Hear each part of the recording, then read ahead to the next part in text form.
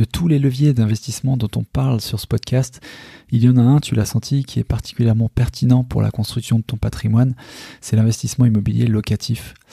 Et bien qu'il soit puissant, c'est aussi un type d'investissement qui demande du temps, on va pas se mentir, et qui peut faire peur tant il semble y avoir de paramètres à maîtriser. Alors si tu manques de temps ou que tu souhaites être accompagné, je te conseille les services de revenuslocatif.com, une société d'investissement locatif clé en main spécialisée dans la région Île-de-France. Les équipes s'occupent de ton projet d'investissement de A à Z, de son analyse à la recherche de biens rentables en passant par la réalisation des travaux de rénovation, le montage des meubles, le tout avec un devis forfaitaire précis, sans surprise, et des suivis réguliers à chaque étape du projet.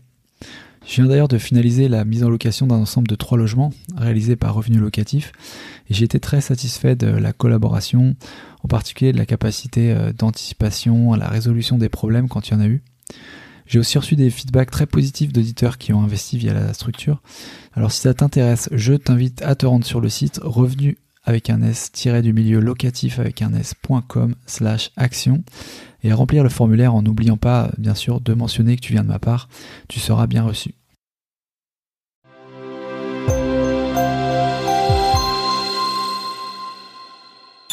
Et je l'ai compris rapidement parce que je voyais des mecs qui faisaient vraiment des opérations, que ça soit d'achat-revente ou d'investissement locatif ou des LBO, donc acheter des entreprises, etc., uniquement grâce à du nantissement de portefeuille. Acheter une RP, parfois c'est bien. Moi, ça m'a fait... Sans ma RP, je pense pas que ça allait aussi vite aujourd'hui. Je connais aucun investisseur qui est devenu rentier en bourse. Aucun.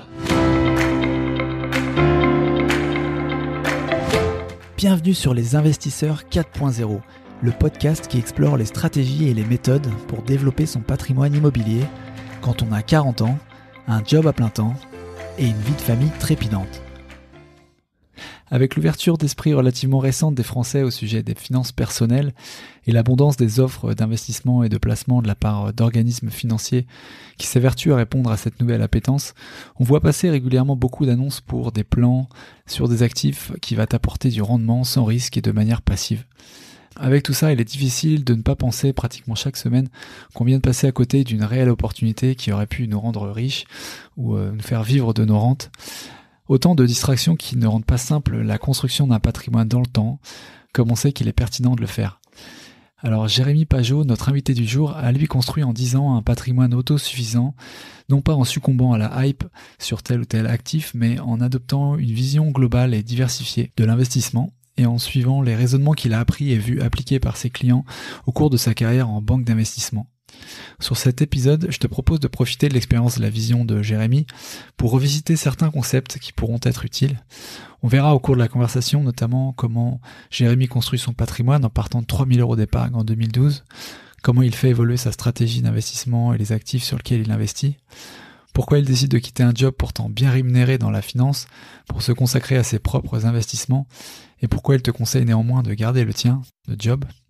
Pourquoi dans l'immobilier, il préfère les durées d'amortissement les plus longues possibles et prône la renégociation de ses crédits, contrairement à ce qu'on a pu entendre ici sur le podcast. Comment l'achat de sa résidence principale lui a permis d'accélérer la construction de son patrimoine et non pas de la ralentir comme on l'entend souvent. Comment il aborde ses placements en bourse et les utilise pour investir dans l'immobilier au travers du nantissement pour gagner sur les 2 tableaux. Quels sont les avantages et inconvénients d'investir à Bali et quelle place accorder aux cryptoactifs dans son portefeuille? Bref, tu verras, il y a pas mal de pépites insoupçonnées dans cet épisode avec des approches parfois différentes de ce qu'on a l'habitude d'entendre, mais avec des arguments, un raisonnement toujours assez logique finalement. Avant de commencer, je voulais remercier les personnes qui ont soutenu le podcast cette semaine au travers de commentaires 5 étoiles sur Apple Podcast ou Spotify ou de messages sur les réseaux sociaux. Merci à Flavie422 et Lycoptère pour vos avis éloquents sur Apple Podcast cette semaine. Flavie qui trouve dans chaque épisode quelque chose d'intéressant à appliquer à sa vie pro et perso. Hélicoptère qui écrit qu'il prend du plaisir à réécouter des épisodes du podcast qu'il n'avait pas initialement compris mais qui prennent ensuite du sens après s'être lancés. 2 avis qui m'ont fait très plaisir parce qu'ils représentent vraiment ce que j'essaie d'apporter ici, une évolution dans nos connaissances au fil des épisodes. Et crois-moi, j'en apprends énormément avec nos invités. On avance ensemble, à chacun son rythme, mais avec une détermination et volonté de prendre le contrôle de nos finances et faire des choix réfléchis et avisés. Merci à vous 2 de me le rappeler. Allez, sur ce, on attaque notre conversation du jour avec Jérémy. C'est parti. Salut Jérémy, bienvenue chez les investisseurs 4.0. Salut à toi, merci de l'invitation déjà. Merci à toi. Est-ce que pourrais te présenter pour les personnes peut-être qui te connaissent pas encore, Jérémy, du coup? Je pense que la majorité ne me connaît pas, je pense. Moi, je m'appelle Jérémy Pajot, donc j'ai 38 ans maintenant. Donc voilà, je vis totalement de mes investissements. J'ai commencé à investir vraiment sérieusement en 2011 en sortant dès mon premier salaire. Et donc voilà, je partage sur les réseaux un peu mes aventures d'investisseur. Voilà, j'ai aussi également écrit un livre. J'ai une chaîne YouTube. Voilà, je partage vraiment mon expérience d'investisseur parce que j'ai travaillé dans le monde de la finance pendant pas mal d'années. Donc je suis diplômé d'un master de finance et j'ai travaillé pendant 8 ans à peu près dans la finance, donc en banque privée. Je conseillais des grosses fortunes. J'étais également analyste financier. Bref, j'ai fait pas mal de métiers différents dans le monde de la finance, mais ce qui m'a permis justement d'en profiter et d'investir sereinement pour ne plus dépendre d'un salaire. Alors ça, effectivement, vivre de ces investissements, c'est un peu, une proposition phare qui fait toujours pas rêver, mais en tout cas qui est un objectif pour pas mal d'entre nous.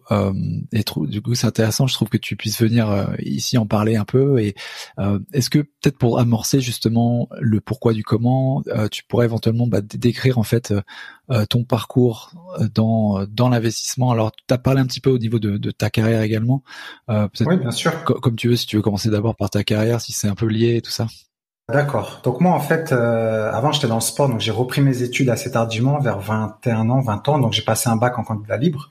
Pourquoi? En fait, c'est que je travaillais dans une maison de retraite et j'avais remarqué, bêtement, que plus les gens, bon, je sais qu'il y a des gens qui vont pas être d'accord avec ce que je dis, mais c'est ce que moi j'ai remarqué à l'époque, c'est que plus les gens étaient diplômés, plus ils gagnaient. Un exemple, le médecin gagnait plus que l'infirmière gagnait plus que l'aide-soignante, c'est ça. Donc je me suis dit, si je veux ne plus dépendre d'un salaire et avoir le meilleur salaire possible, je dois reprendre mes études. Donc ça m'a motivé à reprendre mes études. Et donc voilà, je suis allé jusqu'à bac+5 en finance à Paris, à la Sorbonne, et ensuite j'ai travaillé. J'ai travaillé au Luxembourg directement. Pourquoi au Luxembourg? Parce que j'avais fait un master en échange et c'était en Allemagne. Ils m'avaient recruté directement dans l'école en Allemagne. Donc j'ai commencé au Luxembourg. C'est un pays où la langue officielle c'est l'anglais, l'allemand également, le français et le luxembourgeois. Et c'est un pays où il y a énormément de banques et c'est le pays après les États-Unis où il y a le plus de fonds d'investissement. Donc c'est vraiment pour le monde de la finance, travailler dans la finance, c'est vraiment un pays qui est vraiment intéressant, méconnu mais intéressant. Et donc, je suis resté là-bas pratiquement 10 ans. Donc, j'ai commencé en audit dans les Big Four, on appelle ça. Donc, c'est des cabinets de conseil où là, j'auditais les fonds d'investissement. Donc, je validais les comptes des fonds d'investissement principalement. Donc, c'est là où j'ai commencé vraiment à regarder un peu les stratégies des fonds, lire des prospectus, essayer de comprendre leur stratégie, que ça soit dans le côté ou dans le non-côté.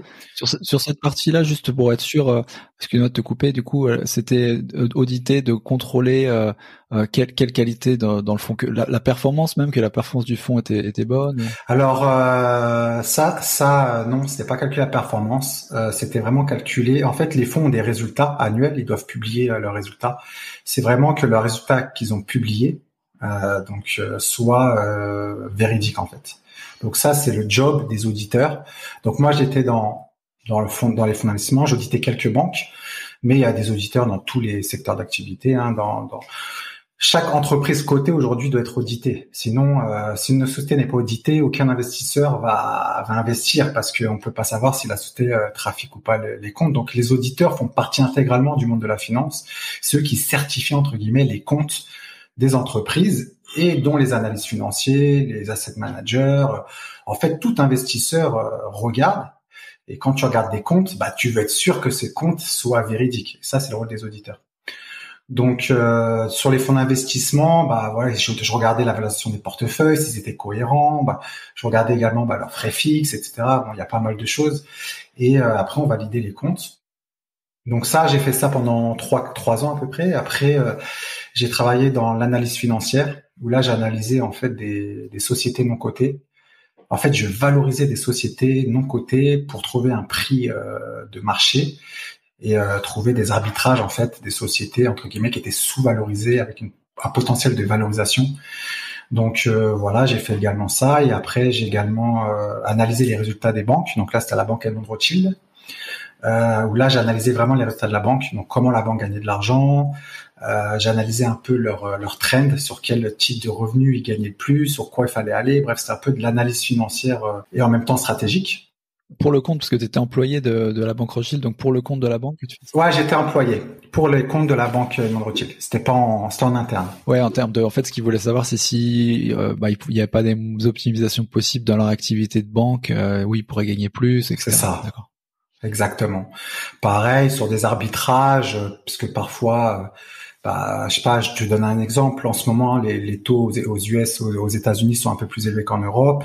Donc, est-ce qu'il est pas mieux plutôt d'arbitrer vers un déplacement en US plutôt qu'en euros? Qu'est-ce que ça rapporte ou pas? Est-ce que c'est cohérent ou pas? Donc, il faut avoir une culture assez généraliste du monde de l'investissement et du monde macroéconomique et financier, en fait.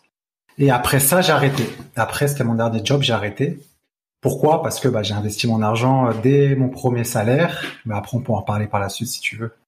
C'est un petit peu lié en fait. Hein. Ce qui est intéressant, c'est de voir du coup dans ce parallèle de, on va dire, de carrière plutôt, tu vois, réussie. Enfin, je veux dire, de ce point de vue-là, j'ai l'impression que tu as réussi ton objectif à la base, puisque t'étais, je vais reprendre mes études pour avoir un travail bien rémunéré. C'est ce que tu as fait.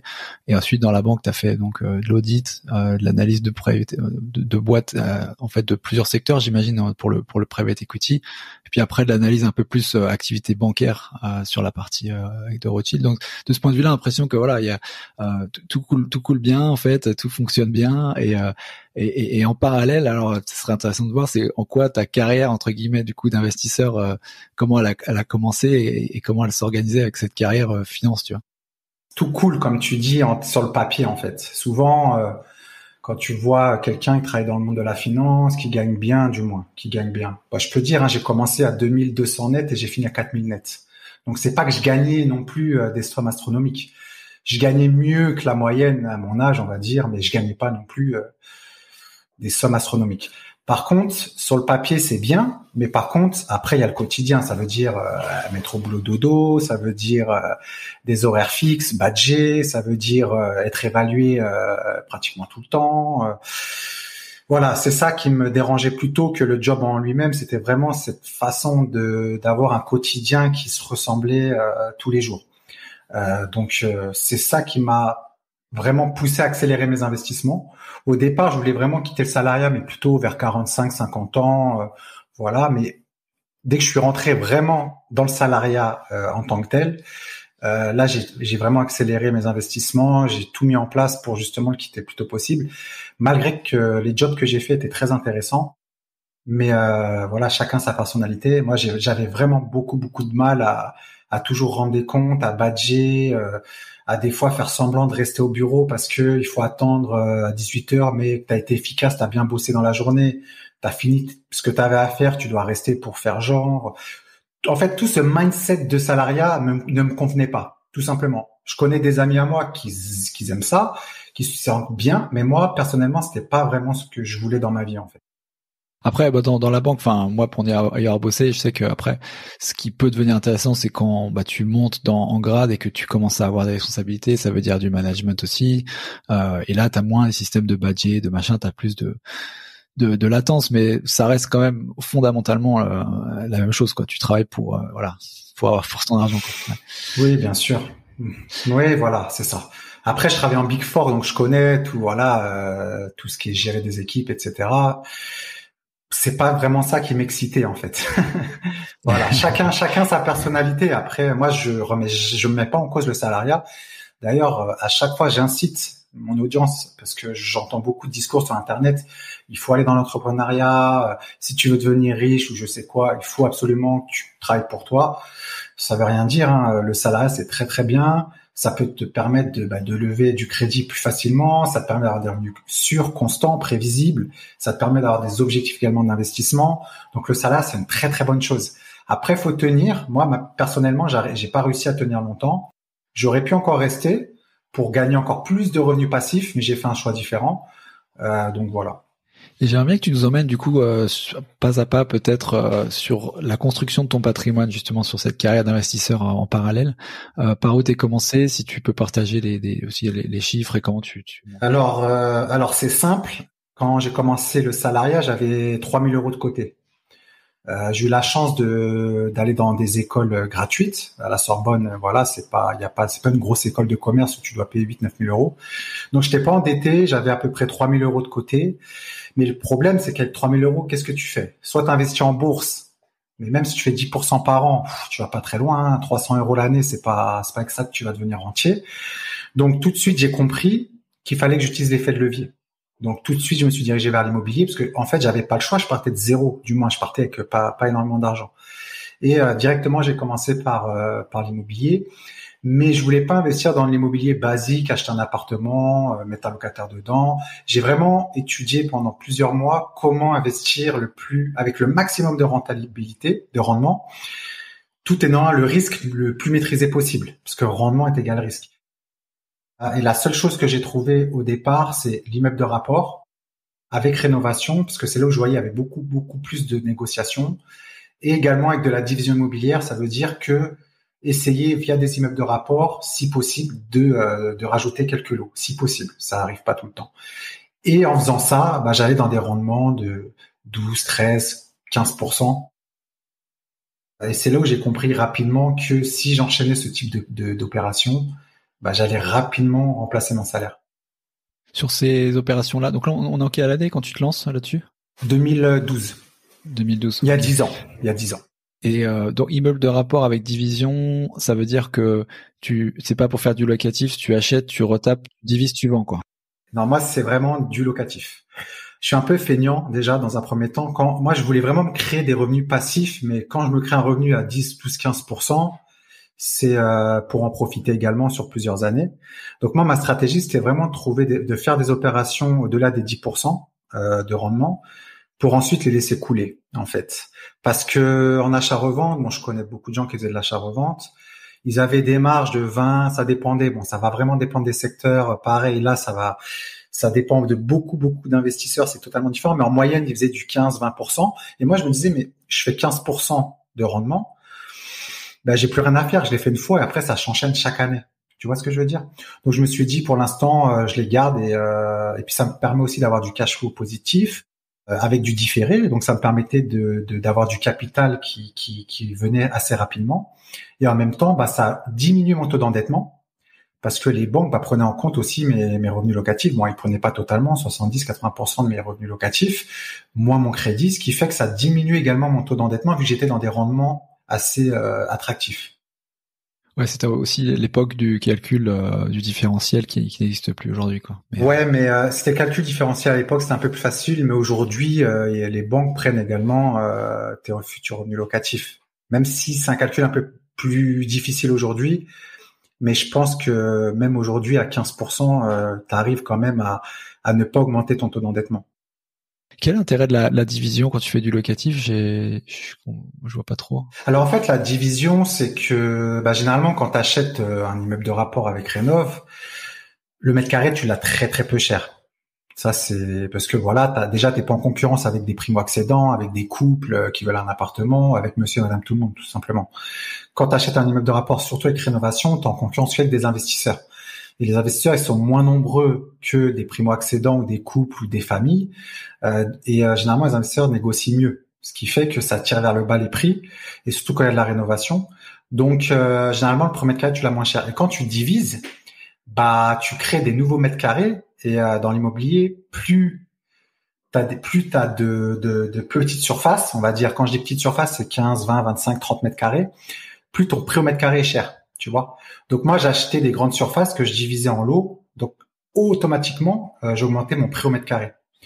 Et donc prix au mètre carré est égal également prix à la location plus cher parce que tu as un prix au mètre carré à la location et ce qui faisait grimper mes rendements. Typiquement, voilà. C'est genre un appart de 70, un T3, T4 que tu divises en 2 studios. C'est ça l'idée? De 30? Moi, généralement, c'était plutôt... Moi, j'aime bien faire minimum au moins 25-30 mètres. Et oui, mais je fais rarement des studios. J'en ai fait quelques-uns. Mais moi, j'aime bien une chambre séparée, en fait. Salon, chambre séparée. D'accord.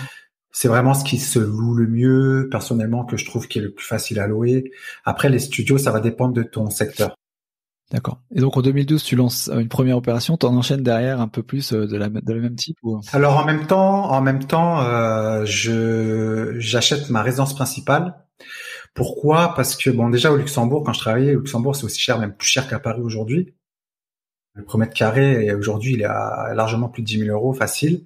À l'époque, je payais un studio, je crois 1 200, 1 300 euros. Donc je me suis dit, pourquoi payer 1 300? Je perds trop d'argent. Donc je me suis mis à la frontière française. C'est comme en Suisse en fait, c'est un peu moins cher à frontière suisse. Et donc j'ai acheté un appartement, une chambre que j'ai rénové. Donc je l'avais acheté à l'époque, il y a beaucoup de rénovations, 80 000.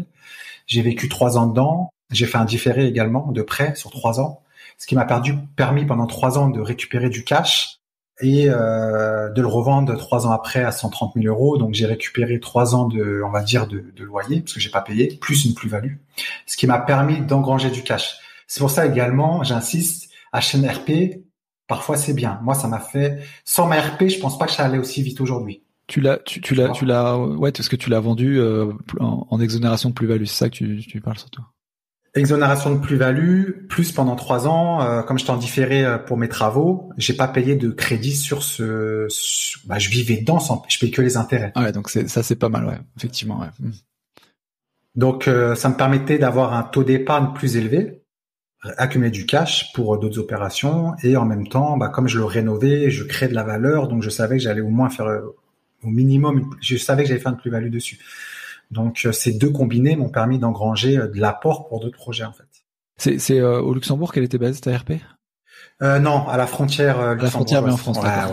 Ouais. Donc le côté fiscal, c'est le droit français, d'accord, ok. Exactement, c'est ça. Ok, donc tu l'as vendu celle-ci pour enchaîner derrière ou? Et ensuite, celle-là je l'ai revendue. Après j'ai acheté, là on est dedans actuellement, une grosse propriété. Ça se fait beaucoup aux États-Unis, c'est pas très connu en France, mais aux États-Unis il y a beaucoup d'investisseurs. Ils achètent des triplex, des duplex, et ils vivent dans un appart. Et les autres, ils les mettent en location, ça autofinance leur crédit. En fait, moi, je voulais acheter quelque chose que mes locataires payent ma résidence principale, en fait. Et donc là, j'ai trouvé une grosse propriété et il y avait une extension que j'ai divisée en 6 studios. J'habite toujours dedans. D'ailleurs, je suis en train de ma résidence principale actuellement, je vais la revendre là bientôt. Et eux, ils ont autofinancé ma résidence principale. Ça, c'était en 2016. Ce qui fait que j'ai jamais payé. Mon crédit était payé par mes locataires, même via mon électricité, parce que mes loyers sont au-delà de mon crédit. Et ce qui m'a permis également d'avoir un taux d'épargne plus élevé que la moyenne grâce à ça. Ensuite, j'ai enchaîné sur une division. Donc après, pendant 3 ans, j'ai rien fait. J'ai beaucoup investi en private equity, sur les marchés financiers à cette époque-là. Parce que moi, j'aime bien diversifier aussi. Comme je suis dans le monde de la finance, je me connais assez bien sur les marchés, tout ça. Et pendant 3 ans, j'ai rien fait. Et j'ai réinvesti en 2019. Où là j'ai divisé, donc c'était des anciens boulangers qui avaient une boulangerie en bas et ils vivaient aux étages. Et là c'était un gros immeuble de 600 mètres carrés que j'ai divisé en 11 appartes. Pareil, rendement presque 16%. Donc voilà, ça c'est un investissement que c'est comme ça que je me suis fait connaître sur Instagram. En fait, j'ai beaucoup partagé cet immeuble. Et donc là, c'était un gros projet parce qu'il fallait créer 11 places de parking. Il fallait la boulangerie, il fallait faire un changement d'affectation. Il y avait un permis de construire derrière parce qu'il y avait une vitrine. Donc moi, je voulais faire des fenêtres à la place. Et ça, c'est un projet qui m'a permis, en fait, j'avais 1 700 euros de crédit dessus. Actuellement, j'ai toujours cet immeuble et en loyer, j'ai 6 600. Donc déjà avec ce projet-là, je savais que je quittais le salariat, plus j'avais investi dans l'autre immeuble que je t'avais dit, plus ma résidence principale à s'autofinancer et au-delà, j'avais vraiment pas de charge à payer. Et plus j'ai acheté dans le même temps, donc c'était en 2019 également, une villa à l'étranger, à Bali exactement, parce que je voulais diversifier un peu dans l'immobilier. Et donc j'ai investi là-bas également pour être sûr de quitter le salariat en étant serein en fait. D'accord. Alors, pas mal de trucs à voir, à décortiquer. c'est intéressant. Ouais. Est-ce que tu peux nous aider peut-être à accompagner justement en termes de flux, tu vois, ces périodes. Donc, si je comprends bien, par exemple, donc effet de levier 2012, on achète de l'immobilier, il y a le différé, donc effectivement, ça te permet d'enchaîner, d'engranger de l'épargne tout en continuant à amortir ton bien et à créer un peu de cash flow aussi dessus. ça te crée du cash qui te permet entre 2015 et 2019 d'investir en private equity. Et j'imagine que tu le fais sur les marchés financiers. Sur les marchés financiers également. Et ensuite, il est réinjecté, recyclé sur cette opération d'un immeuble. C'est ça, c'est comme ça que s'organise en fait le flux ou... Non, en fait, après moi derrière, j'ai investi dans les marchés, mais je mettais peut-être 35-40% de mon épargne et les 60% c'était de l'apport pour mes projets IMO.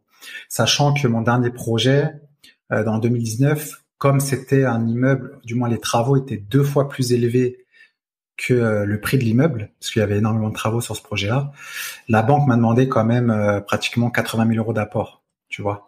Et c'est ça aussi, hein, que si tu vas dans des projets où il y a énormément de travaux, du sans apport, c'est très très compliqué. Donc certes, tu as du rendement, mais derrière, faut quand même avoir un peu d'apport. Et sur ce projet-là, c'était via mon épargne que j'ai accumulé parce que j'avais vraiment zéro charge, moi, en fait. En fait, j'ai jamais eu de charge dans ma vie. À part ma première année de salarié où je louais un studio au Luxembourg.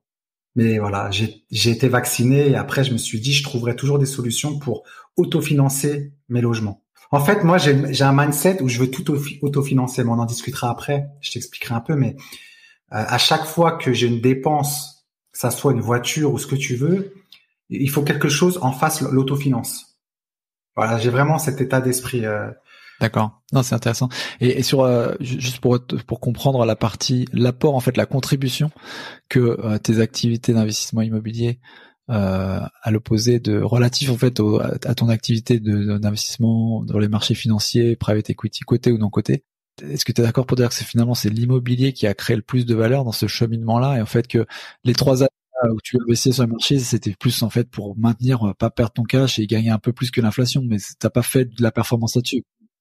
Oui et non. En fait, l'immobilier, j'ai pas eu le choix. L'effet de levier aujourd'hui, c'est pour ça que moi, j'arrive pas à comprendre des personnes sur les réseaux qui te disent investir en bourse, rentier en bourse, machin. Ça, moi, j'ai vu aussi à la Rothschild, j'ai analysé les portefeuilles des clients. Je connais aucun investisseur, sachant que pour rentrer dans une banque comme ça, il faut minimum 1 million d'euros d'actifs nets. J'en connais aucun qui est devenu rentier en bourse. Aucun. La plupart des clients, c'était soit ils avaient utilisé l'effet de levier dans l'immobilier, soit ils avaient utilisé l'effet de levier dans l'entrepreneuriat, ils avaient entrepris.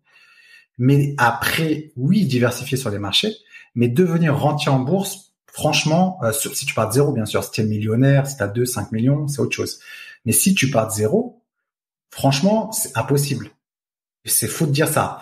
Donc moi, voilà, j'ai utilisé l'immobilier parce que j'avais pas trop le choix, c'est l'effet de levier. Mais ensuite, aujourd'hui, là maintenant, en 2022, j'investis beaucoup plus sur les marchés. On en reparlera après, même sur des obligations, par exemple. Bon, après, avec le fil du temps, c'est ce que j'explique dans mon livre, c'est quand ta vie d'investisseur évolue, mais tes investissements évoluent avec toi. C'est que suivant le cash que tu as, suivant le capital que tu as et où tu es en termes de salariat, etc., tu n'auras pas la même typologie d'investissement qu'un mec, ça fait 15 ans qui investit dans l'IMO, qui a déjà acquis pas mal de cash. C'est pas du tout la même stratégie d'investissement. C'est pour ça que quand tu démarres de zéro, moi, j'ai pas le choix et je conseille à tout le monde, si tu veux te créer un patrimoine rapidement, du moins, plus rapidement que la moyenne, c'est sûr que t'as pas le choix d'utiliser l'effet de levier immobilier. Moi, je vois pas d'autre solution. Et d'ailleurs, même dans banque privée, même des clients qui avaient 5 millions d'euros sur leur compte, ils utilisaient l'effet de levier à côté, donc du crédit, pour investir et grossir leur patrimoine immobilier également. Donc le crédit aujourd'hui, c'est quelque chose que je connais aucun investisseur qui ne l'utilise pas. Ça marche. Sur cette dernière OP, enfin celle dont tu me parlais, 1700 de crédit, 6006 de loyer. Ouais. Tu peux expliquer comment tu l'as trouvé, comment tu l'as négocié, comment ça s'est passé? Alors en fait, je l'ai trouvé.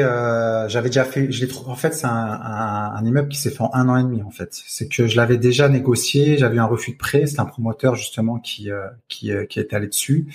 Finalement, le promoteur a eu un refus de prêt 1 an après.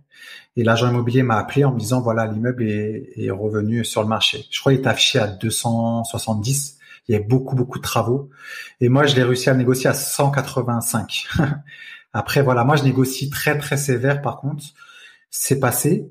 Et ensuite, j'avais à peu près 400 000 euros de travaux. Un peu moins. 385, voilà, à peu près. Et puis voilà. Et donc c'est un immeuble, 1 an de travaux, beaucoup de travaux. J'ai pas mal de vidéos sur ma chaîne YouTube. J'ai vraiment beaucoup expliqué ce projet-là. Et donc division pure et dure. En fait, c'était une maison au-dessus. Du moins, c'était les boulangers vivaient au-dessus depuis des générations en génération. Ils avaient leur boulangerie en bas. Et en fait, j'avais, tu sais, les nouvelles boulangeries, un peu les franchises aujourd'hui, qui se sont installées pas très loin et ils perdaient trop de chiffre d'affaires. Et pour te dire que même eux, ils se sont, ils se sont adaptés parce qu'ils ont racheté une boulangerie dans une autre ville un peu plus loin, du même franchisé, tu vois. Et au final, ils ont vendu. La boulangerie, ils n'arrivaient pas à la vendre, bien sûr, parce qu'il n'y avait pas assez de bénéfices. Et donc moi, j'ai demandé à la mairie tout ça pour faire un changement d'affectation et créer dans la boulangerie 2 appartements. Et j'ai fait en tout 11 appartements sur les 2 étages et le comble. D'accord, grosse division, effectivement, d'accord, ok. Ok, tu sors de là justement de cette opération-là une fois terminée, une fois les locataires dedans. T'en sors d'où en fait? On est parti à 3 000 € en 2012. Là en termes on va dire de cash disponible qui a été créé par ce périple et puis de cash flow, ça te donnait combien à peu près?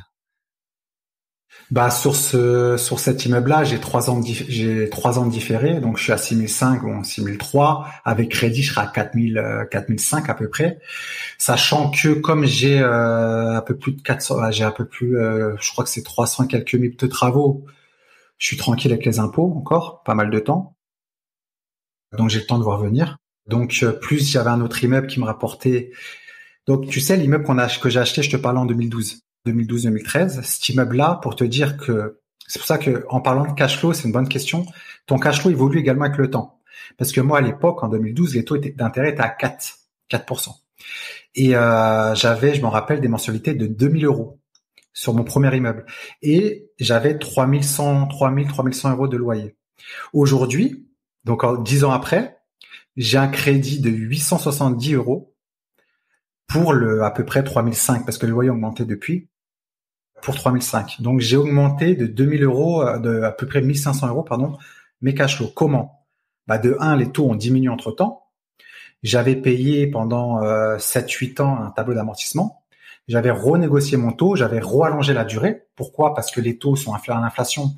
Donc moi, j'ai aucun intérêt de rembourser rapidement après. D'accord?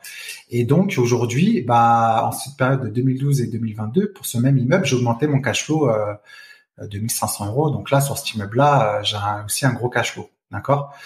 Donc en tout, je devais être à plus Bali qui me rapporte à peu près, ça dépend des mois, mais 2 500 net, de 3 000 € parfois. On va dire 2 500 net en moyenne. Plus, j'ai pas mal d'actions à dividendes, tout ça. Là, quand j'étais ça là, j'étais au moins à peu près à 9 000 € par mois. Ouais, sachant que là, on est encore une fois, on est sur la période différée, donc après, tu vois, si tu te mets sur quand les différés IMO tombent. Ouais, mais le différé, là, je t'ai dit là, je te dis avec différé. D'accord. Ça veut dire que mon différé, je l'ai pris en compte. Pourquoi? Parce que là, sur un des immeubles, j'ai 6 500, mais je vais être à 4 000. J'ai que 1 700 € sur l'immeuble, tu sais, le dernier immeuble. Ouais. Donc, comme j'ai mis beaucoup d'apports, donc j'ai très peu. Moi, en fait, en termes de crédit, j'essaye au maximum d'allonger les durées les plus longues possibles. Si je peux faire du 25, je le fais. Et surtout, vu que les taux sont inférieurs à l'inflation, j'ai aucun intérêt à rembourser mes crédits. Donc j'ai quitté le salariat vraiment sereinement, sans pression. Mm-hmm. Sur cet aspect renégociation de crédit, quand on est dans une relation de partenariat avec les banques et qu'on veut continuer à enchaîner en immobilier, c'est vrai que souvent les banques aiment pas trop qu'on renégocie après. Comment toi tu l'as abordé et quel est ton point de vue là-dessus? Moi en fait, je compare en fait. Au début, j'étais chez Crédit Foncier parce que c'est les seuls à vouloir qui pouvaient me financer à l'époque. Il y a 10 ans de ça, les taux étaient à 4. Et puis je suis tombé sur d'autres banques, à la BNP, qui m'ont proposé du 1 à 5. Et j'ai renégocié mon prêt l'année dernière où là je suis à 0,9, tu vois, pour le même immeuble. Donc moi je négocie suivant, en fait j'analyse les taux. Bon là en ce moment c'est pas la bonne période, mais quand les taux, le OAT 10 ans, l'OAT 10 ans c'est vraiment en quoi les banques sont assez corrélées. Et quand je vois que l'OAT est très compétitif, arrive un moment il était même négatif, bah là, je sais que c'est un très bon moment pour négocier mes taux, rallonger mes durées de prêt.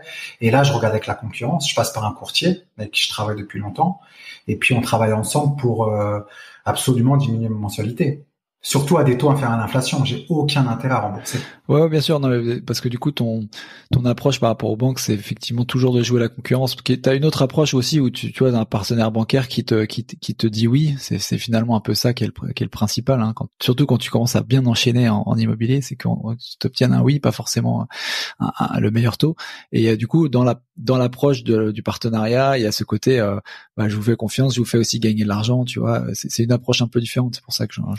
Ouais, après, je connais cette approche, mais moi, j'aime pas vraiment cette approche parce que tout va dépendre Moi, je travaille en banque en fait, et tous les trimestres, la politique des banques change. Ça va dépendre de l'évolution de taux d'intérêt, ça va dépendre des objectifs, ça va dépendre également souvent de quel type de clientèle on veut attraper. Donc des fois, tu as des banques qui vont dire voilà, cette année ou ce semestre-là, on va attaquer les moins de 30 ans.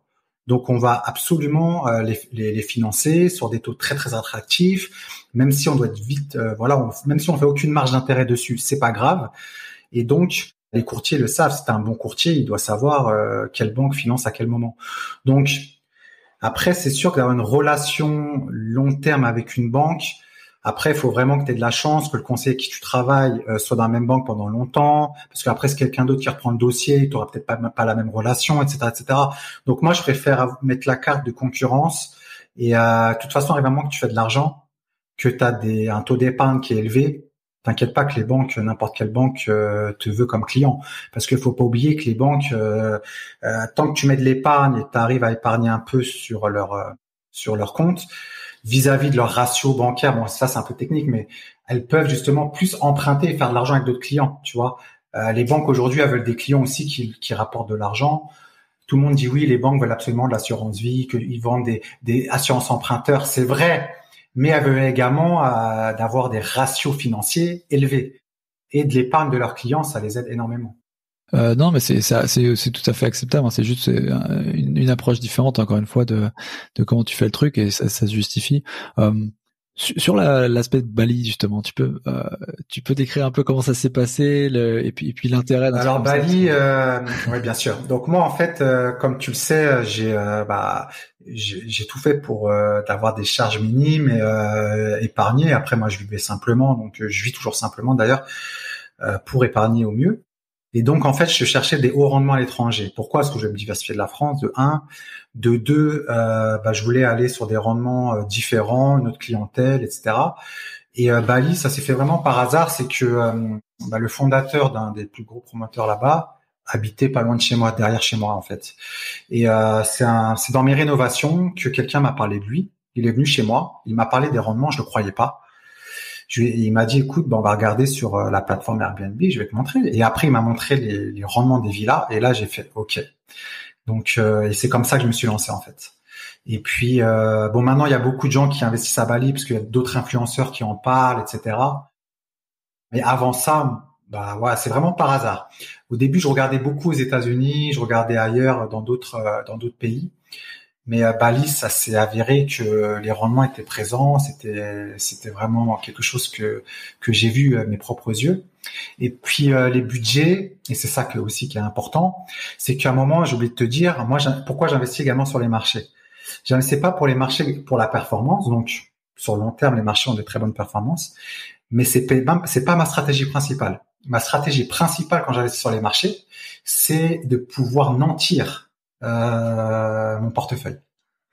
Et ça, beaucoup d'investisseurs ne le comprennent pas. Moi, je travaille en banque privée et je l'ai compris rapidement parce que je voyais des mecs qui faisaient vraiment des opérations, que ça soit d'achat-revente ou d'investissement locatif ou des LBO, donc acheter des entreprises, etc., uniquement grâce à du nantissement de portefeuille. Ça veut dire que moi, quand je mets de côté sur des marchés actions sur le long terme, toutes les banques le savent. Sur le long terme, les marchés ont un trend positif. Pourquoi? Parce qu'on est dans un monde capitaliste avec l'objectif premier de faire de la croissance. Donc, sur le long terme, généralement, les marchés financiers augmentent. Et donc, une banque peut nantir, ça veut dire hypothéquer en termes immobiliers ton portefeuille et te prêter 60, 70, 80% de ton portefeuille pour investir ailleurs. Tu vois? Et moi, mon objectif, en fait, quand je crée mon portefeuille financier, c'est de gagner sur 2 points. Sur la plus-value et les dividendes. D'accord?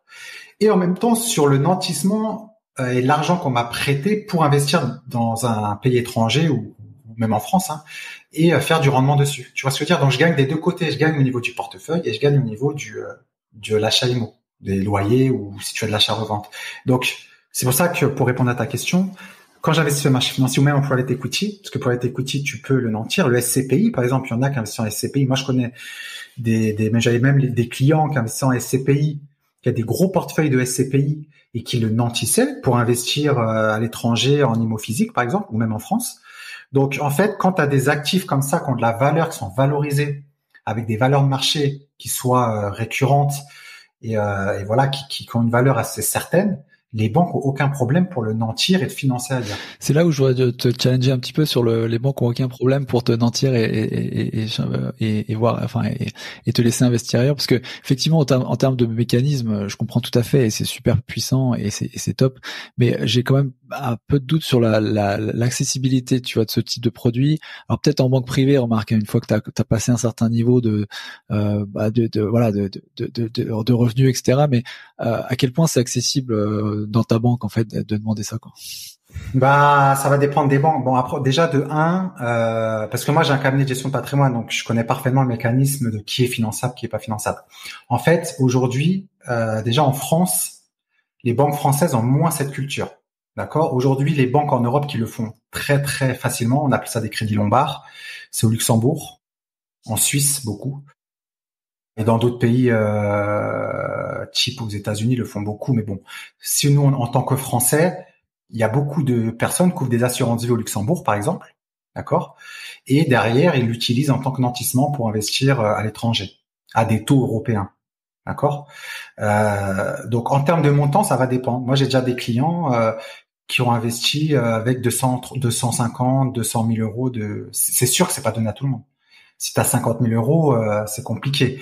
Mais arrive un moment quand tu enchaînes, c'est pour ça que je te disais au départ, plus tu avances dans ta stratégie d'investisseur, plus tes stratégies seront différentes. D'accord? Là, aujourd'hui, par exemple, moi, j'investis plus. Le nantissement, j'ai utilisé pour Bali, pour répondre à ta question. Mais aujourd'hui, maintenant, j'ai une stratégie plus avec la hausse des taux, par exemple, d'investir sur des obligations américaines, par exemple. Tu vois, que je faisais pas du tout il y a 3, 4, 5 ans. Pourquoi? Parce que pour moi, une obligation américaine, toucher du 5-6% en coupon, ça m'intéressait pas. Bon, les taux étaient plus bas il y a 3, 4 ans ou 5 ans, mais aujourd'hui, à 5,5, il y a 10 ans, je t'aurais dit c'est de la merde. Pareil pour les SCPI. À l'époque, moi, j'étais contre les SCPI. Je disais, mais c'est de la merde, la SCPI, tu touches 5-6%. Je préfère aller dans de l'immo physique à 10-15. Mais aujourd'hui, bah non, parce que moi, j'ai envie aussi de diversifier sur des actifs différents, sur du bureau, sur de l'entrepôt, voilà. Donc j'investis maintenant sur des choses qui me rapportent 5-6, mais c'est normal. Arrive un moment plus, c'est dans la vie de l'investisseur. Même si j'ai toujours des petits projets de division, là je suis en train de diviser ma RP, j'ai une autre division avec ma compagne sur un immeuble, mais c'est plus ma priorité de toucher des forts rendements, tu vois. Ouais, bien sûr, il y a la phase de constitution, de construction du patrimoine, ensuite de préservation également, et quand tu as une grosse masse de capital, même à 5-6%, bah ça fait beaucoup d'argent à la fin du mois, et de façon très sûre, donc il y a plus de passivité, de sécurité, etc., donc c'est vrai que ça a du sens. Mais si je t'ai bien entendu, et tu me dis si je me trompe, en fait, un client français d'une banque lambda, Crédit Agricole Bretagne, je dis n'importe quoi, qui veut pouvoir utiliser le nantissement, ça peut être malin d'investir du coup dans une assurance vie en Luxembourg pour avoir plus de chances auprès d'une banque luxembourgeoise de lever des fonds derrière. En fait, une assurance vie luxembourgeoise, déjà, l'avantage, à part le nantissement, c'est que tu as beaucoup plus de possibilités de produits d'investissement. Au Luxembourg, déjà, tu peux ouvrir un compte dans n'importe quelle devise, du moins sur les grosses devises. Tu peux investir, tu as plus de choix en private equity, tu as des produits structurés que tu ne trouveras pas en France. C'est beaucoup plus de possibilités, d'accord? C'est pour ça que généralement, ils demandent moins qu'en Suisse. Au Luxembourg, tu peux ouvrir en banque privée. Il y a quelques banques à 100 000 euros, tu vois. C'est de l'argent, c'est beaucoup d'argent. C'est clair, quelqu'un qui commence le salariat, qui commence le monde de l'investissement, il va me dire, ouais, mais 100 000 euros, c'est énormément d'argent. Oui. Mais ce que je veux dire, c'est qu'aujourd'hui, quelqu'un qui a fait un achat-revente ou voilà qui a hérité ou qui a de l'argent, simplement il a investi. Bah, au Luxembourg, c'est clair qu'aujourd'hui, ouvrir une assurance vie, ça donne beaucoup plus de possibilités d'investissement et beaucoup plus de possibilités d'effet de levier. Ouais, parce que j'imagine c'est réalisable d'avoir construit du patrimoine immobilier, arrivé un petit peu à un plafond, les banques françaises ont du mal à prêter. On a quand même 100 000 d'épargne. Bah, si on peut faire ça, le mettre sur une assurance vie au Luxembourg pour nantir, se faire, puis réinvestir 60-70% de la valeur sur autre chose. Là, ça a du sens, quoi, non? Ouais, exactement. Sachant qu'au Luxembourg, ton taux d'endettement, ils ont encore le reste à vivre. Tu vois, ils ont pas la même calcul qu'en France. Donc il y a beaucoup de choses qui sont totalement différentes, mais après voilà, ça c'est une stratégie patrimoniale, c'est vraiment quelque chose que je sais pas, on en parlait en off la première fois qu'on s'est eu, c'est pour ça que moi j'aime bien avoir une culture généraliste de l'investissement. Et moi, tous les gens que j'ai vus, des investisseurs qui ont réussi, ont toujours cette culture généraliste de l'investissement. Malheureusement, sur les réseaux, on entend beaucoup parler que d'IMO, il faut investir que en crypto, qu'il faut investir que sur les marchés financiers. Mais c'est sur le long terme, le mieux, c'est de vraiment comprendre les corrélations de chaque actif et d'utiliser les stratégies, que ça soit bancaire, stratégie de nantissement, et comprendre vraiment le monde macroéconomique. Et pour moi, c'est ça un vrai investisseur, en fait. Yes. Non, et je voulais revenir avec toi justement un peu sur cette partie-là qui est dans ton livre, notamment sur les autres stratégies. Tu parles de crowdlending, de blockchain, etc. Mais juste avant, en fait, juste pour comprendre sur cette opération à Bali dont on parlait, en fait, les tenants, les aboutissants, c'est au travers d'une société, t'es propriétaire, tu peux te dégager facilement. Enfin, c'est quoi les principaux avantages et inconvénients de ce truc-là? Alors, on va commencer par les inconvénients. À Bali, l'inconvénient principal, c'est que tu n'es pas propriétaire des terres. Tu as un leasing dessus, comme il y a à Londres, par exemple. Ou bon, en Europe, c'est un peu difficile de comprendre que tu n'es pas propriétaire d'un terrain. Mais à Bali, en fait, tu le loues. Donc, en one shot, tu payes en one shot, tu peux le louer. Donc, moi, personnellement, j'ai loué 30 ans et j'ai une option plus 20 ans. Ça veut dire que dans 30 ans, on va revaloriser le terrain. Et je pourrais, si je le veux, c'est moi qui décide, une option plus 20 ans. C'est un peu comme le leasing d'une voiture, en fait. Hein. Donc, moi, je peux avoir la villa 50 ans, ce qui me suffit largement pour rentabiliser plusieurs fois ma villa. Donc ça, c'est vraiment l'inconvénient majeur. Pourquoi ? Parce que quand tu valorises un rendement, tu valorises un bien immobilier, et bah tu le valorises souvent avec un rendement illimité. Tu achètes un bien, tu le gardes toute ta vie, généralement c'est un rendement illimité. Que là c'est un rendement, c'est des cash flows qui sont limités dans le temps. Donc en termes de valo, c'est pas la même chose. Au bout de 30 ans, tu récupères rien de ce que tu as mis dedans, du coup. Non, le terrain ne t'appartient plus. Est-ce que tu laisses ta villa? Est-ce que tu la détruis? Moi sincèrement, je la laisserai. Je vais pas encore mettre des frais pour la détruire. Après voilà, c'est comme ça, il faut le savoir, t'es pas propriétaire des terres. Par contre, les rendements sont beaucoup plus élevés. Pourquoi ? Bon, déjà Bali, c'est une marque internationale, hein, c'est comme aujourd'hui, je sais pas moi, New York, Dubaï, Paris, c'est vraiment des marques. Donc il y a énormément de touristes qui sont vraiment en forte croissance. Ça, c'est la première chose. Ensuite, t'as une barrière à l'entrée. Ça a marché, bon, à part le nantissement, il faut quand même pas mal d'argent pour investir là-bas. Tu peux pas aller voir dans ta banque, en Bretagne, là, la même personne. Excusez-moi, je veux un prêt de 200 000 pour investir à Bali. Franchement, ton banquier, il va dire, je peux rien faire. Parce qu'ils peuvent pas hypothéquer à Bali. Donc, si tu payes pas, ils retrouvent rien. Donc, obligatoirement, il y a une barrière à l'entrée. Il y a moins d'investisseurs capables d'y investir. Donc, ça fait moins de volume. Donc, ça, c'est aussi important. Et puis, en termes de fiscalité, donc, les rendements sont généralement ça dépend des villas, mais je dirais minimum 10%, ça c'est sûr. Moi, je tourne plus à 17-18%. Donc, il faut dire qu'en 5-6 ans, ta villa, elle est payée. Donc, voilà. Ensuite, en termes fiscal, l'avantage fiscal également, c'est que là-bas, tu payes 1% de ton chiffre d'affaires. Donc, tu es obligé d'ouvrir une société. Tu payes 1% de ton chiffre d'affaires. Et ensuite, tu payes 10% d'impôts pour les dividendes.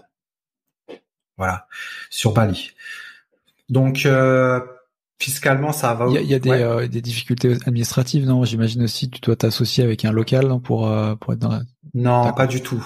Non. Là, ta société est à ton nom. C'est comme une SCI, en fait. Hein.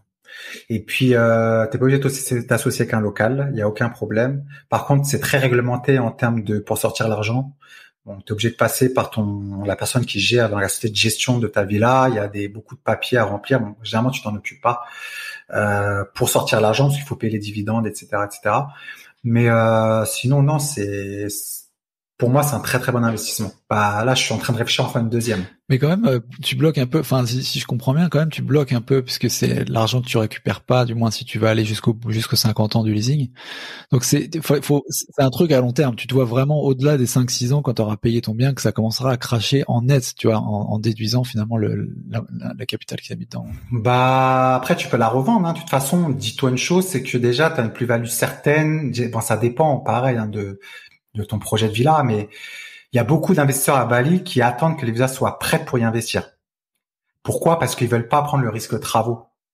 Donc généralement, les investisseurs qui connaissent pas vraiment de promoteurs ou qui sont pas confiance, ils vont visiter des villas à vendre. Et il y en a beaucoup d'investisseurs qui font ça d'ailleurs. Ils construisent, ils vendent, ils construisent, ils vendent. Donc tu peux faire une plus-value Moi j'avais calculé, j'étais à peu près à 20% dès que ma villa était terminée.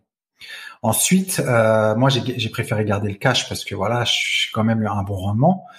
Est-ce que je vais la revendre avant le leasing ou pas? Franchement, j'ai fait mes calculs. Si mes rendements sont au-delà des 15, j'ai aucun intérêt à la vendre et je vais aller jusqu'à la fin. Pourquoi? Parce que ça me permet après derrière de réinvestir. T'es juste un peu quand même un peu exposé au changement de tendance. Tu parlais de la concurrence, tu vois, il y a beaucoup plus d'offres maintenant, etc. Tu vois, qu'est-ce qui va arriver dans 5-6 ans? Est-ce que tu auras autant de remplissage, tu vois? Enfin bon, ça fait partie. Alors en termes d'offres, en fait, moi je compare toujours le marché à Dubaï parce que bon, moi je connais très très bien Dubaï. J'ai acheté un petit studio là début d'année à Dubaï. Pareil, à Dubaï, c'est un marché où tu te dis c'est un désert. T'as des tours à hauteur illimitée. Ils construisent une tour, t'as 5000 logements d'un coup. Tu te dis, mais l'offre, elle est limitée, en fait, là-bas. Mais malgré tout, là, tu peux aller à Dubaï aujourd'hui, essaye de louer un appartement, tu vas voir. Il y a eu 100 000 personnes en plus, qui sont installées là en 2021. C'est un marché, même s'il y a une baisse, ces dernières années, aujourd'hui, qui remonte, mais, énormément. Après, Bali, c'est totalement différent. Déjà, à Dubaï, les gens s'inquiètent. Mais Bali, tu t'inquiètes pas, pourquoi? Parce que, déjà, c'est un marché de villa. C'est pas un marché de building. D'accord? Une villa, c'est 1 an de construction. Donc, ça veut dire que quand les touristes viennent à Bali, c'est pour des villas, donc, ils recherchent vraiment cet aspect villa. Une villa, c'est quoi? C'est 3, 4 chambres, 2 chambres. Donc, ça veut dire 1 an pour une seule villa. Et là, aujourd'hui, moi, je le vois, je suis plein jusqu'à l'année prochaine. 2023, j'ai déjà des réservations. Et c'est ça l'avantage, c'est que c'est un marché de villa, c'est pas un marché de building. Et les touristes affluent plus qu'il y a de nombre de villas qui soient construites, parce qu'une villa, ça prend du temps à construire. Donc non, moi je m'inquiète pas. Après, c'est sûr, il y a une chose, la base dans l'immobilier, et ça, il faut se le répéter souvent. Et ça, c'est l'erreur de beaucoup d'investisseurs qui se disent, waouh, on construit trop. Il faut juste regarder la prévision de croissance mondiale d'habitants sur Terre pour comprendre aujourd'hui pourquoi on construit pas assez. Surtout dans des zones type Indonésie, même type tout ce qui est Inde, Afrique, Asie, c'est des populations qui augmentent en mode exponentiel. Donc en termes de logement, c'est sûr qu'on se dit on construit, mais c'est rien par rapport aux nouvelles classes moyennes de Chine, aux nouvelles classes moyennes qui vont arriver également même en Afrique, qui vont voyager, etc., etc., etc. Donc je m'inquiète vraiment pas. Ok, cool. Bah donc on a vu pas mal de piliers du coup entre investissement, donc immobilier, les marchés financiers, investissement ici là à l'étranger, et puis un autre pilier aussi qui est un peu en filigrane de tout ce qu'on vient de parler, c'est que quand tu dis je neutralise mes charges, bah c'est l'épargne quoi, l'épargne que tu pouvais dégager au bout de ces 10 années de salariat.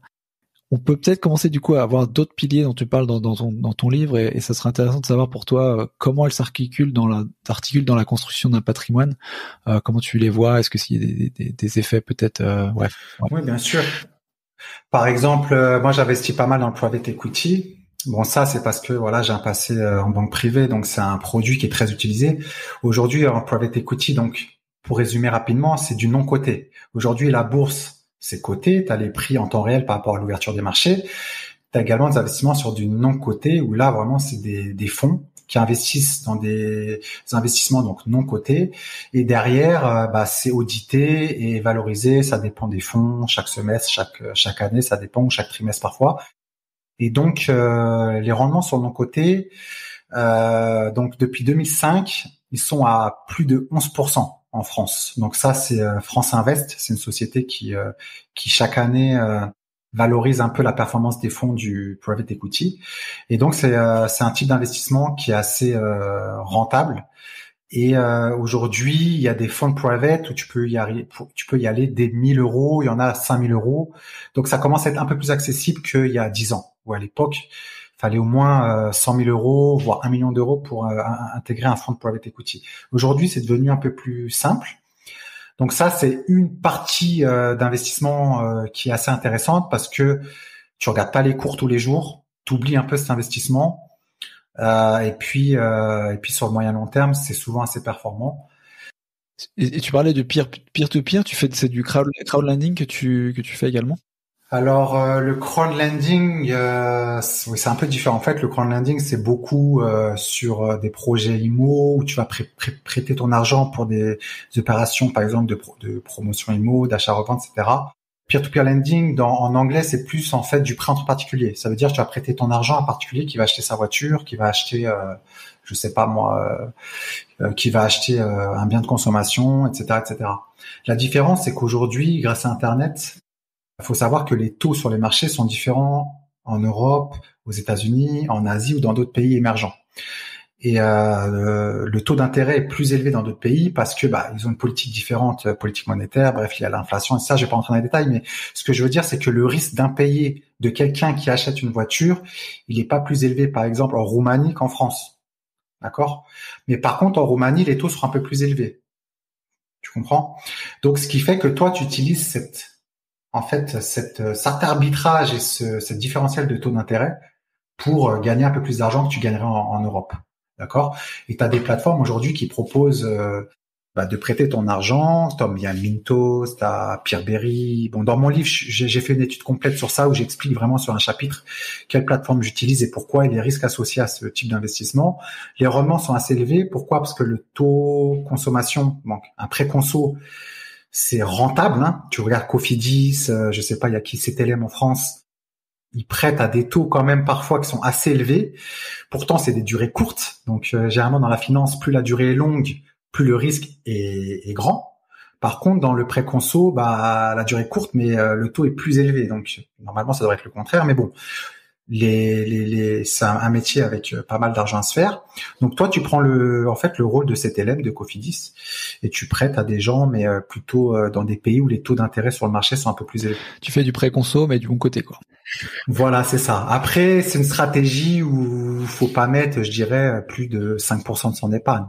C'est vraiment pour avoir du rendement constant, prévisible.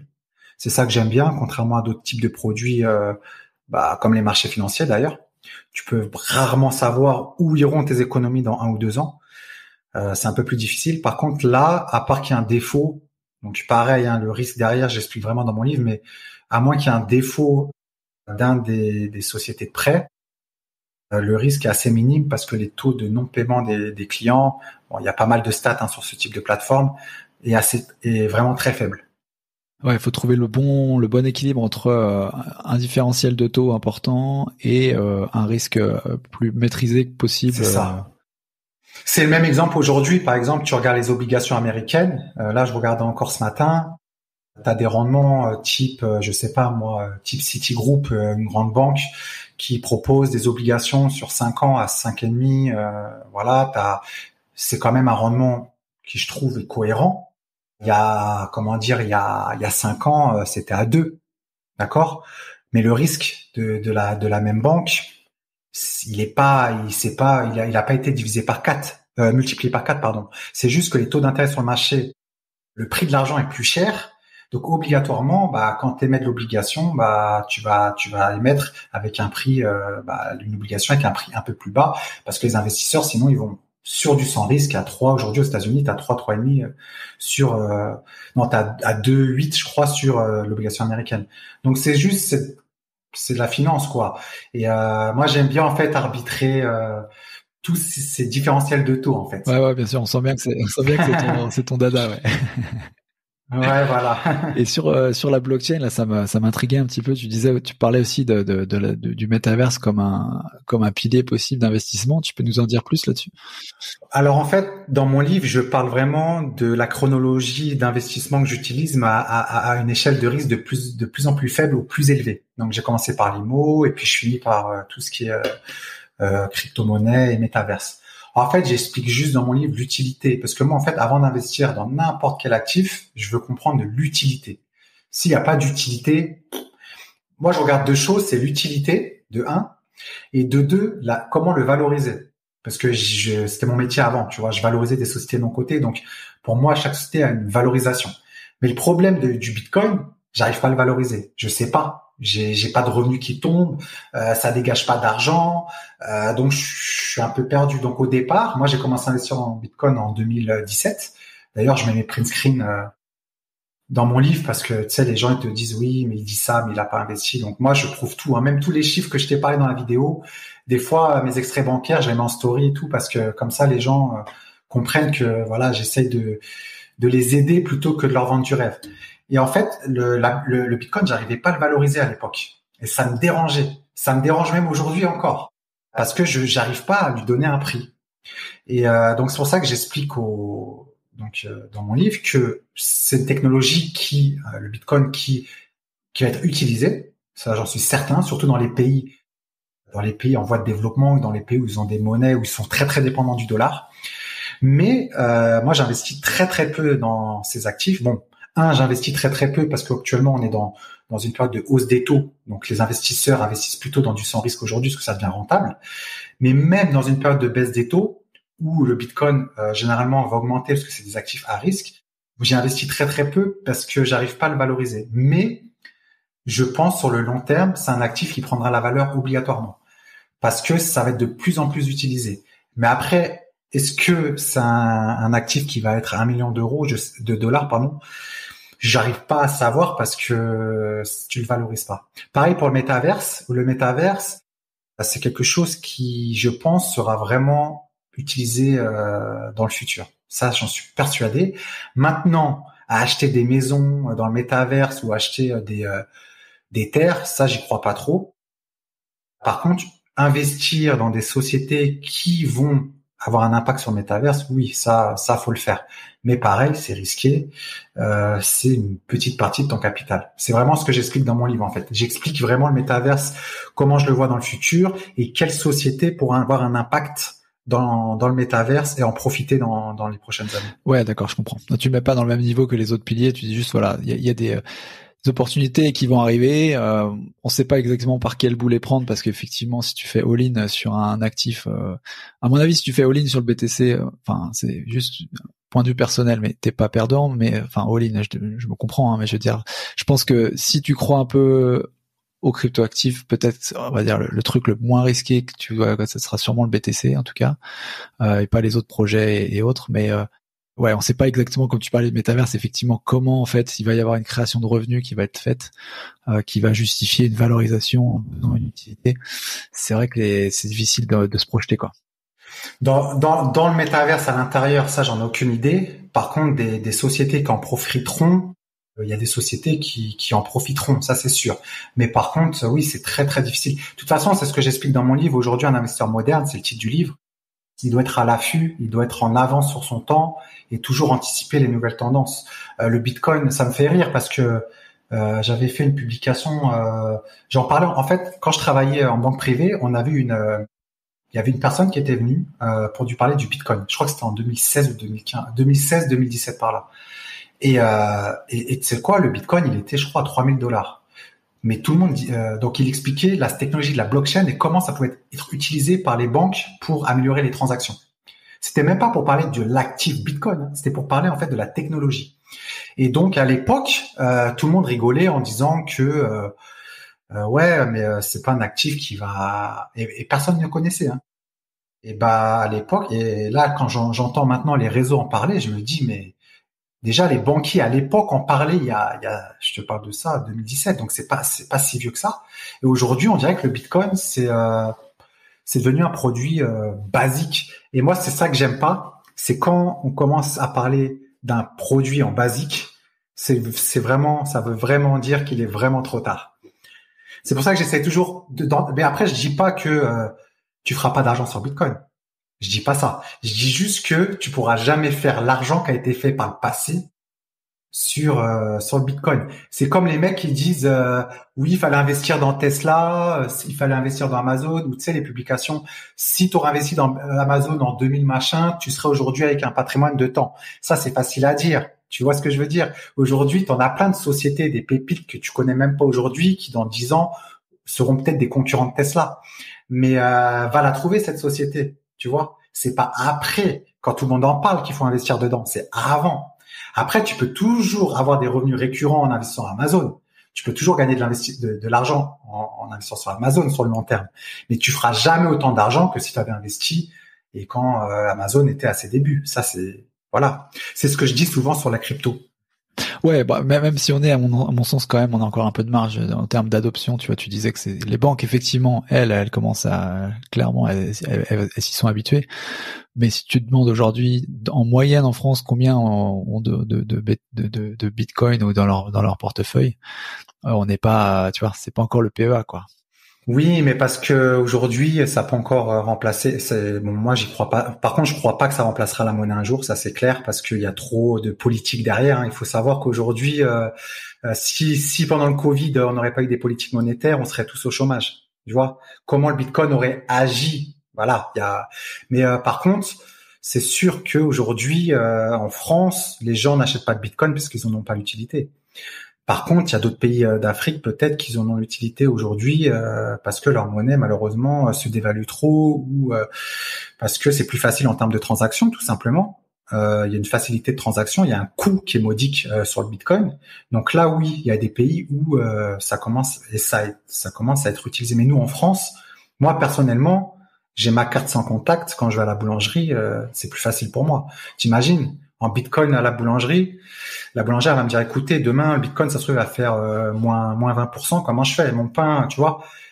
Donc là aujourd'hui être utilisé en paiement, c'est compliqué. Ouais. Non mais enfin ouais. Je diverge un peu là-dessus mais parce que je suis peut-être un peu trop enfin en tout cas moi je pense que c'est pas effectivement la valeur du Bitcoin qui est importante, c'est juste plutôt l'utilité qu'elle offre. Et après c'est vrai que c'est à la technologie et aux applications qui est autour pour utiliser on va dire si on appelle ça cet or numérique qui est là pour faire en sorte que son utilité première qui est de pouvoir échanger de manière décentralisée n'importe où dans le monde par n'importe qui puisse être effectivement mis à profit. Mais je suis d'accord, je te parle pas de la valeur du Bitcoin qui est très volatile et on est au début de ce cycle et donc il y a énormément de problèmes en ce moment pour pouvoir le mettre en place. Mais quand on est dans une vision un peu future, je pense que je vois assez bien le BTC comme étant un truc qui accompagne les banques, avec le caveat en fait, avec entre parenthèses effectivement le gros sujet, c'est que les États, les gouvernements n'en veulent pas, donc il y a l'aspect politique qui va venir derrière. En fait, c'est le gros aspect politique monétaire le problème. Aujourd'hui, malheureusement, la politique monétaire, c'est ce qui tient parfois l'économie. Donc, on s'en rend pas compte, mais les banques centrales aujourd'hui ont créé, grâce à leur quantitative easing, donc à leur rachat d'obligations, etc., ça a sauvé énormément d'emplois, ça a sauvé des gens de la pauvreté, mais on s'en rend pas compte. Il y en a qui critiquent ça. C'est sûr que c'est pas bien, voilà, mais malheureusement, aujourd'hui, le Bitcoin, le jour où tu me diras que le Bitcoin peut avoir également être aussi utilisé dans de la politique monétaire, là, ça commencerait là, ça pourrait changer énormément la donne. Mais là, les gouvernements, ils peuvent pas vraiment faire grand-chose en termes de politique monétaire sur le Bitcoin. Du moins, les gouvernements, les banques centrales, pardon. Mais je suis pas contre le Bitcoin. Hein. J'ai investi depuis 2017. Je dis juste que ça doit être utilisé, mais ça doit pas être ton investissement principal pour ta création de patrimoine. C'est trop jouer avec le feu. C'est pas constant, prévisible en fait, contrairement à d'autres actifs. Yes, ok Jérémy, bah écoute, on arrive un petit peu sur la fin de l'épisode. Où est-ce que les gens peuvent te retrouver s'ils veulent continuer peut-être à te suivre? Alors c'est sur Instagram, Vive de tes investissements, sur YouTube, Vive de tes investissements. Sinon j'ai un livre, ça s'appelle L'investisseur moderne. Sur Amazon, tu le trouveras. Comment faire partie des nouveaux riches. Donc ça, c'est mon livre. Là, je suis en train de créer mon cabinet de gestion de patrimoine totalement digitalisé. Donc à la rentrée il sort, voilà. Mais bon, ça je communiquerai sur mes réseaux. Et puis voilà. Hein. Après, on peut me retrouver sur ton podcast maintenant. Maintenant, voilà, tu fais partie de cette grande famille. C'est cool. C'est ça. Bon, c'est top. Merci beaucoup pour ton temps, Jérémy. C'était cool. Merci à toi de m'avoir invité. Et à bientôt. À bientôt. Salut. Salut. Voilà, c'est tout pour aujourd'hui. J'espère que cet épisode t'a plu. Faites-toi un investisseur un peu mieux informé. Si c'est le cas, n'hésite pas à partager ce podcast avec ton entourage et à lui mettre une évaluation 5 étoiles sur Apple Podcasts ou Podchaser. Ça permet de le faire monter dans les classements et de me donner la motivation pour t'offrir toujours le meilleur contenu. Voilà, merci beaucoup encore pour ton soutien et une très bonne fin de semaine à toi. Ciao!